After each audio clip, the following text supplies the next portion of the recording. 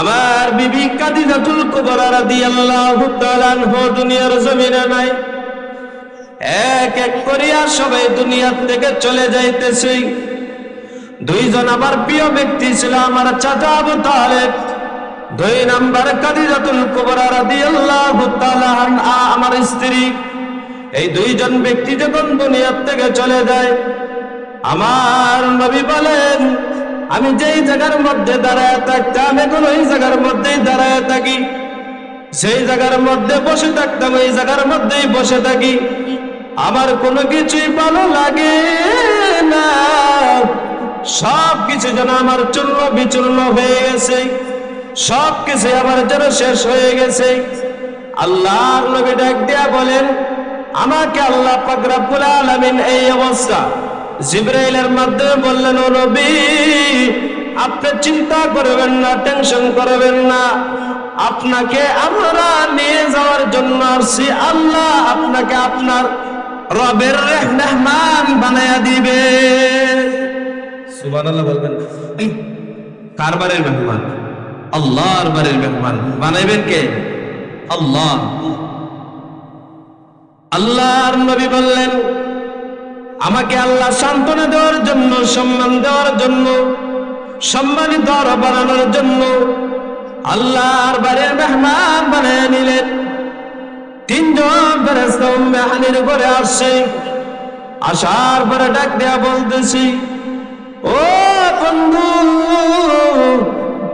মুহাম্মদুর রাসূলুল্লাহ সাল্লাল্লাহু আলাইহি ওয়াসাল্লাম, আল্লাহর নবী বললেন তিনজন ফেরেশতা আসছে। একজন হলো হযরতে জিবরাইল, দুই নম্বর হযরতে মিকাইল, তিন নম্বর হযরতে ইসরাফিল।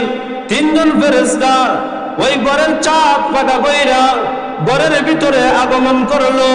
করার পরে আমার বাহুর মধ্যে ধরিয়া তারা মক্কা শরীফের মধ্যে হাতিমে কাবার সামনে নিয়ে আমাকে বসাইলো। আমি তখন ঘুমের ঘরে ছিলাম, ঘুমের লাগ অবস্থা। এমন সময় আমি ঘুম থেকে উঠা দেখি দুইজন ফেরেশতা আমাকে বলতেছে, ও মুহাম্মদ, ওপেন হার্ট সার্জারি করেছেন, দুইটা পাত্র আছে, একটা হলো সোনার পেয়ালা আর একটা হলো রূপার পেয়ালা। ওই পেয়ালাগুলোর মধ্যে আমার নবী বললেন, আমার ফলক নামক ওই গুস্তর টুকরোটা হেকমত আবার ওই জায়গার মধ্যে ইমানি সবচেয়ে বেশি ওই জায়গার মধ্যে আবার দিয়া আমার বুকটা আবার যেইভাবে ছিল এইভাবে লাগায়া দিছে। সুবহানাল্লাহ। আবার কি করছেন? বুকটা আবার যেইভাবে ছিল এইভাবে আবার লাগায়া দিছেন। দেওয়ার পরে আল্লাহর নবী জানাইয়া দিলেন, ওই ফেরেশতা বলতেছি, একটা পাগল আনছে, একটা বুরাক আনছে, একদম সাদা, গাদার চেয়ে একটু বড়, কচ্ছপে একটু ছোট একটি বাহন আনছে। একটি প্রাণী আমার সামনে যখন আনলো, আনার পরে ওই জায়গা থেকে আমাকে বলল, ও নবী মুহাম্মদ, এই বুরাকের মধ্যে আপনি ওঠেন। বুরাকের মধ্যে যখন আমি উঠলাম, ওঠার সাথে সাথে এমন একটি জায়গা, এই বুরাকের বিদ্যুতের গতিতে চলতো। যতক্ষণ তার চেহারাটা, যতক্ষণ তার চোখের চাউনি যাইতো, যতক্ষণ তার নজরে দেখতে পারতো, এক লাফে সে ততদূর যাইতে পারতো। সুবহানাল্লাহ। এক লাফে কতটুকু যাইতো? হাওয়ার আছে না ভাই? এমন চলতো বিদ্যুতের গতিতে, যতটুকু নজর দিয়া দেখতো, চোখ দিয়া দেখতো, ততটুকু লাফ দিয়া এক লাফে যাইতে পারতো। সুবহানাল্লাহ। আল্লাহর নবী বললেন, আমাকে এই বাহনের মধ্যে তোলা হইল। তোলার পরে এমন একটি জায়গার মধ্যে নিয়ে গেল। বলে ওই জায়গাটা কেমন ছিল জানো? জিবরাইল আমাকে ডাক দেয়া বলতেছি, ও নবী মুহাম্মদুর রাসূলুল্লাহ সাল্লাল্লাহু আলাইহি ওয়াসাল্লাম, আপনি যে জায়গার মধ্যে আছেন ওই জায়গার মধ্যে থেকে নামেন। নামার পরে ওই জায়গার মধ্যে 2 রাকাত সালাত আদায় করেন। কয় রাকাত? আমরা সবাই করেন কয় রাকাত? 2 রাকাত সালাত আদায় করার জন্য বললেন। 2 রাকাত সালাত আদায় করলেন। আল্লাহর নবী ডাক দিয়া বললেন, জিবরাইল, এইটা কোন জায়গার মধ্যে নামলাম, কোন জায়গায় সালাত আদায় করলাম? জিবরাইল আমিন ডাক দিয়া বললেন, ইয়া রাসূলুল্লাহ, ইয়া হাবিবাল্লাহ, ও নবী, এইটা এই জায়গা, যেই জায়গার মধ্যে আপনি পরবর্তীতে হিজরত করে আসবেন, এটা হলো ইয়াসরিব নামক জায়গা। আপনি আসার পরে আর ইয়াসরিব থাকবে না, এটা হয়ে যাবে মদিনাতুর রাসূল। সুবহানাল্লাহ কইতে হবে। এই জায়গা কি হবে? মদিনাতুর রাসূল, মানে রাসূলের বাসস্থান হয়ে যাবে। বলেন সুবহানাল্লাহ।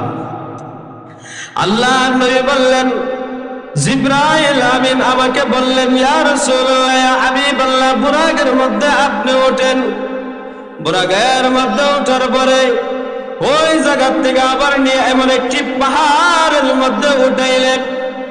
পাহাড়ের মধ্যে ওঠার পরে জিবরাইল আমিন ডাক দিয়া বললেন, ও নবী মুহাম্মদ, ইয়া রাসূলুল্লাহ, ইয়া হাবিবাল্লাহ, পাহাড়ের মধ্যে নামেন, 2 রাকাত সালাত আদায় করেন। আমার নবী নামলেন, 2 রাকাত সালাত আদায় করলেন। আমার নবীকে বললেন, 2 রাকাত সালাত আদায় করলেন। জিবরাইল আমিনকে বলতেছেন, ও জিবরাইল আমিন, এই জায়গাটা কোন জায়গা? বলে, এই জায়গাটা হলো তুর পাহাড়, যেই জায়গার মধ্যে দাঁড়ায়া হযরত মূসা আলাইহিস সালাতু ওয়াস সালাম আল্লাহর সাথে কথা বলতেন।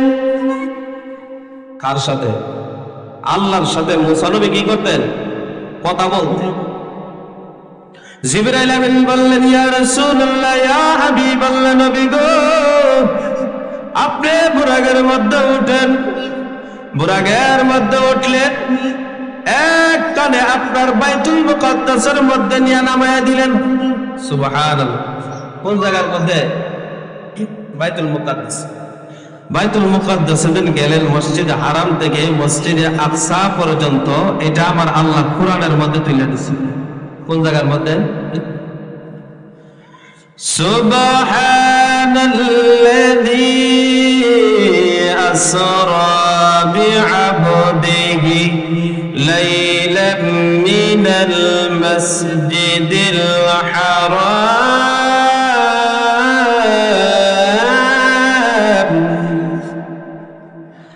আল্লাহ রাব্বুল আলামিন জানায়া দিলেন, তিনি হলেন পবিত্র সত্তা, যিনি তার বন্ধুকে রাতের বেলা ভ্রমণ করাইলেন।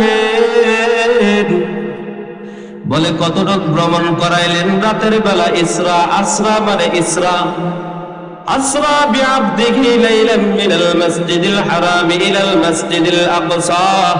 আল্লাহ পাক রব্বুল আলামিন তার বান্দাকে মসজিদে হারাম থেকে মসজিদে আকসা পর্যন্ত ভ্রমণ করাইলেন।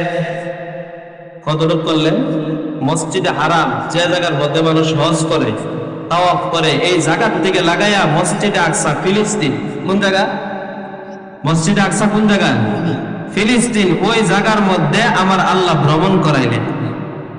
তারপরে ভ্রমণ করাইলেন কেন? এইটাও আমার আল্লাহ জানায় দিলেন, আমার বন্ধুকে ভ্রমণ করালাম কেন জানো নি? বারাকনা হাওলাহু লিনুরিয়াহু মিন আয়াতিনা।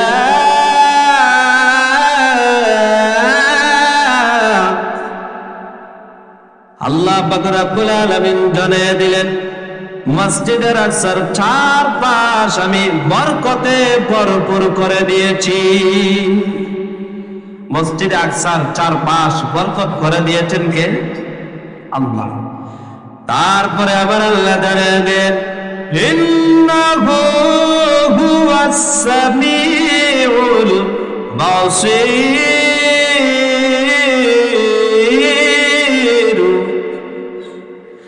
আল্লাহ বলেন, নিশ্চয় আমি আল্লাহ সব কিছু শুনি এবং আমি আল্লাহ সব কিছুই জানি। সুবহানাল্লাহ।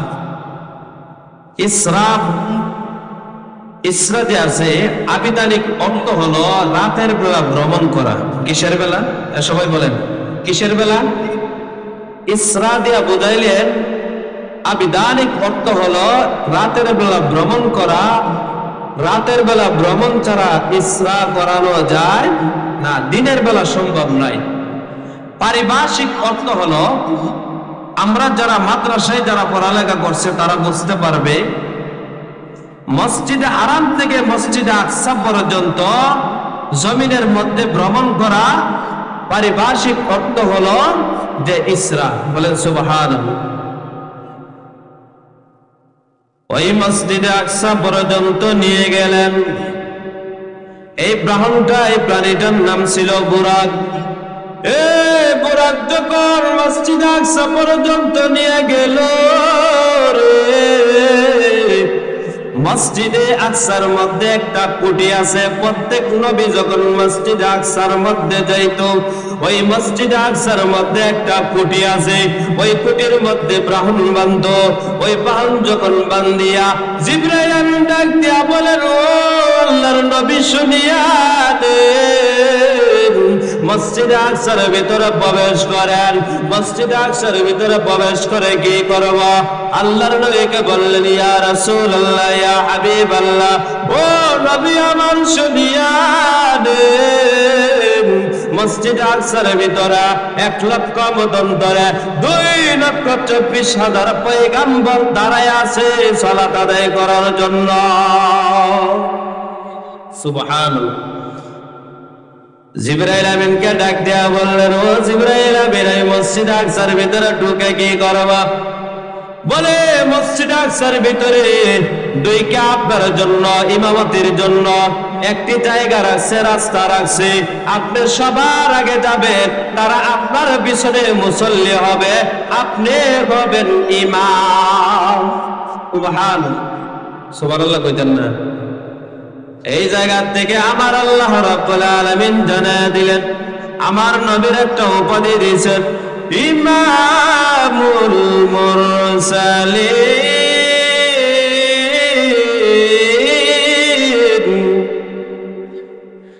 আল্লাহ রাব্বুল আলামিন আমার নবীকে একটা উপাধি দিয়েছে, সকল নবীদের ইমাম। সুবহানাল্লাহ। সকল নবীদের কি ইমাম? সকল নবীদের ইমাম। আল্লাহ নবী জানাদের, ও জিবরাইল, এখানে যাব 1,00,000 মতান্তরে 2,24,000 পয়গম্বর নবী রাসূল আছে, তারা কি ইমামতি করবে না? বলে না, আপনাকে রেখে তারা ইমামতি করবে না। 2 রাকাত সালাত আদায় করছে, ফজরের আগ মুহূর্তে তাহাজ্জুদের নামাজ আদায় করছে। ওই জায়গার মধ্যে সকল নবী রাসূলরা, হযরত ইব্রাহিম আলাইহিস সালাতু ওয়াস সালাম একটি কোণার মধ্যে সকল নবীদেরকে নিয়ে একটা পরামর্শ সুবাচ্য বক্তব্য দিবে, এমন একটা সেমিনার করছে, এমন একটা ফাংশন করছে, এমন একটা বক্তব্য দেওয়ার স্টেজ করছে। আর সকল নবীদেরকে ডাক দেয়া বলতেছে, আজকে বক্তব্য একজন দিবে। বলে, বক্তব্য কে দিবে? বলে, হযরত ইব্রাহিম আলাইহিস সালাতু ওয়াস সালাম দিবে, হযরত ঈসা আলাইহিস সালাতু ওয়াস সালাম দিবে, হযরত ইব্রাহিম আলাইহিস সালাতু ওয়াস সালাম দিবে। এক এক করে বক্তব্য দিতে দিতে হযরত ইব্রাহিম নবী পর্যন্ত বক্তব্য দেওয়া শেষ হয়ে গেল। আমার নবীকে ডাক দিয়া বলেন, পয়গম্বর, আপনি বক্তব্য দেন, শুভেচ্ছা অনুযায়ী আপনি একটা বক্তব্য দেন। আমার নবী এমন সুন্দর বক্তব্য দিলেন, 1,00,000 মতান্তরে 2,24,000 পয়গম্বর নবী রাসূলরা আমার নবীর চেহারার দিকে তাকায় রয়েছে। কত সুন্দর ভাবে কথা বলে রে, মুখের ভাষা কত সুন্দর, ব্যবহার কত সুন্দর, কত মাধুর্য ভাষায় ব্যবহার করিয়া মানুষদেরকে বুঝাইতেছে। হযরত ইব্রাহিম নবী ডাক দিয়া বলতেছে, ও নবী রাসূল, আমার সন্তানেরা শুনিয়া দাও। তার মুখের ভাষা শুনিয়া দেব, বোঝা গেল তিনি ছাড়া আর কেউ রহমাতুল লিল আলামিন হতে পারে না।